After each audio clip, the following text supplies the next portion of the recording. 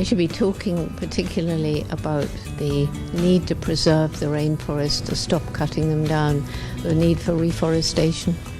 But also there's a lot of media arranged, I understand, and in those interviews, as in this one, I'll be talking about all the problems with.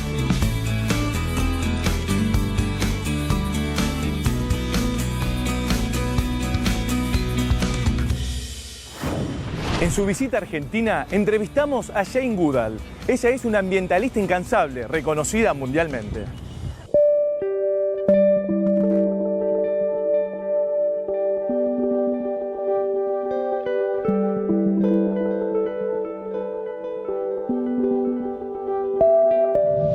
Paula, ¿qué significa para el Instituto Jane Goodall que Jane está acá en Argentina? Bueno, Luis, para nosotros es una emoción inmensa. Esta es la quinta visita de Jane a la Argentina y la verdad que con el pasar de los años el instituto ha crecido localmente y que Jane vuelva y se renueve la energía y podamos seguir difundiendo todo el trabajo que estamos haciendo no solo en África y en los demás países, sino también que la gente sepa que existe un instituto Jane Goodall en Argentina. Para nosotros es fundamental para poder continuar trabajando. ¿Cuánto hace que Jane está de gira, ¿no? Y la cierra acá en Argentina? Bueno, en realidad creo que estuve todo el año de gira porque tuvo 2 giras en Estados Unidos. Este es el cierre de la gira latinoamericana que comenzó en Cuba, estuvo en Panamá, en Colombia, en Chile y bueno, después llegó a Buenos Aires y ahora está viajando a Inglaterra para unos días descansar y después viajar a la cumbre de cambio climático en París. She does seem frail, but at the same time she's tough as nails. I simply call her she's a walking angel. Bueno, es un placer estar con Jane, una ambientalista incansable, conservacionista reconocida. Muchas gracias por estas palabras. Thank you. Bueno, ¿por qué decidió cerrar esta gira en Argentina? We have one of the 30 Jane Goodall Institutes based here in Argentina, and every other year the team here is making a program in Latin America. ¿Cuál es el trabajo que realiza el instituto en nuestro país?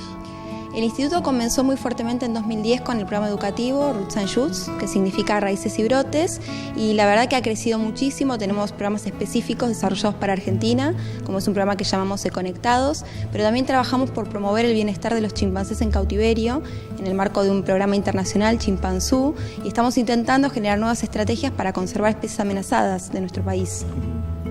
¿Y en qué consiste ese trabajo?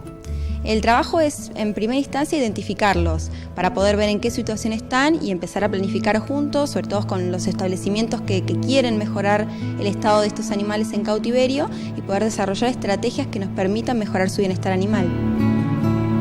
Previo a la cumbre de París, en el mes de diciembre. Yes, and I shall be going for, I think, about 5 days to Paris to talk about the importance of saving particularly the rainforests because of the way they absorb CO2 from the atmosphere and because we're destroying so much forest and releasing so much of this greenhouse gas.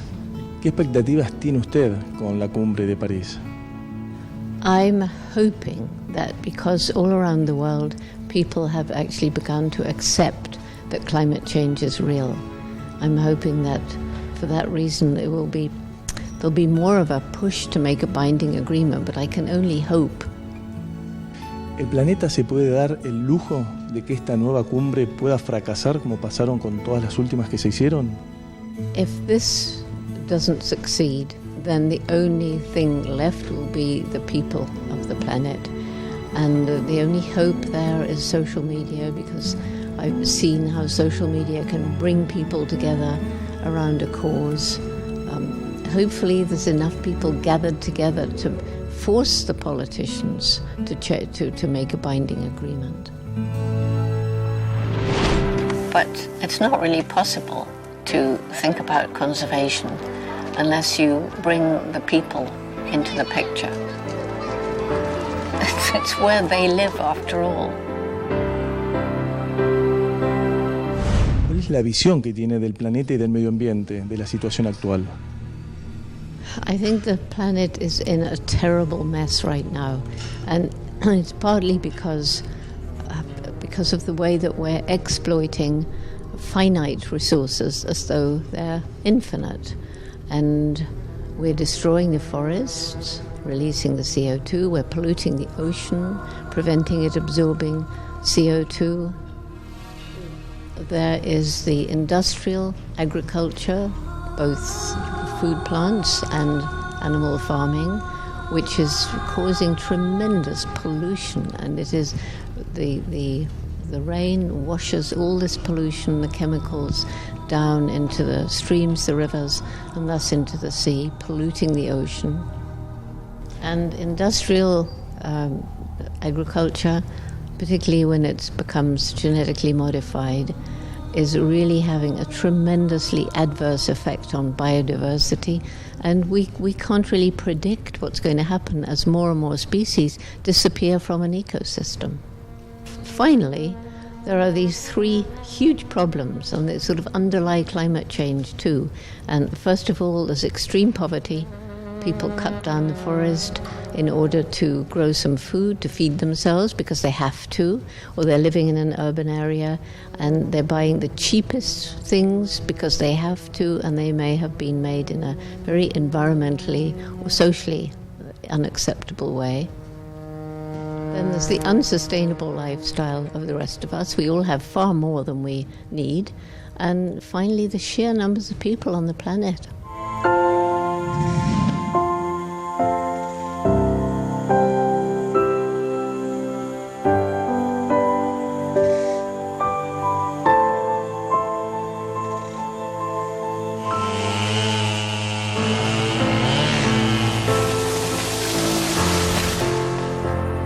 I knew there was deforestation going on around the park, but I was not prepared for the absolute devastation. I couldn't just stay in Gombe watching chimpanzees leading an idyllic life. I had to try and do whatever I could. ¿Cuál va a ser su aporte en la cumbre del clima en París? I should be talking particularly about the need to preserve the rainforests, to stop cutting them down, the need for reforestation. But also there's a lot of media arranged, I understand, and in those interviews, as in this one, I'll be talking about all the problems we're facing on the planet today. ¿Cómo ve a los gobiernos del mundo en cuanto a la conciencia y la acción que tienen que tomar frente al cambio climático? Well, unfortunately, governments very often have a sort of unholy alliance with big corporations, and there's an awful lot of corruption. And I think it's going to depend on the power of the people. Are there enough of the general public getting together, making their voice heard, concerned about their future? ¿Qué opina de los zoológicos y el cautiverio de los animales? It depends very much on the zoo, and if you have a zoo which has large enough enclosures, the right social group for the animals, caring, understanding keepers with a commitment to education and conservation, then a zoo can be a very good institution for raising awareness. Claro, del nuevo rol de los zoológicos, ¿no? Porque es como bastante arcaico el sistema y el concepto convencional. Yeah, there are certainly zoos around the world that shouldn't be there because the conditions are totally unacceptable and people are getting completely the wrong message about animals. Capture what it was like to sit here when I was a young girl. Everything I saw was new and exciting. I would grow up, I would go to Africa, I would live with animals, I would write books about them. ¿Qué la llevó a trabajar por los primates? I was offered the opportunity to study chimpanzees, the animal most like us, when I got to Africa. I went to Africa to go and live with animals in the forest and write books about them. That was my goal. It was a really exciting moment for me. The Jane Goodall Institute's Chimpunga Chimpanzee Rehabilitation Center in the Republic of Congo has for years been caring for infants whose mothers were killed, mostly for the illegal bushmeat trade. Many of them are now fully grown. Recently, we acquired 3 large forested islands on the beautiful Kwilu River, where we can release many of the chimpanzees from our overcrowded center. In here is Wunda, and she nearly died. but thanks to Rebecca, she came back from the dead. And here she is about to come out into this paradise. She's the 15th chimpanzee to get her freedom here. And we hope ultimately to have about 60 on the island. Today is the first time I've met Wunda. I talked to her on the boat, trying to reassure her. She must have wondered what was happening. None of us could predict exactly what she would do once the cage door opened.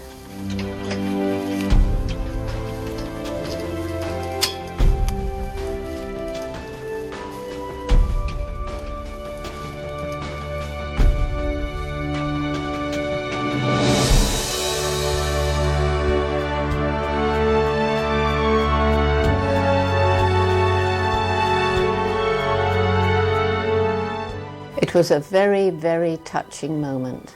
One of the most amazing things that's ever happened to me. The warmth of her embrace is something I shall never forget.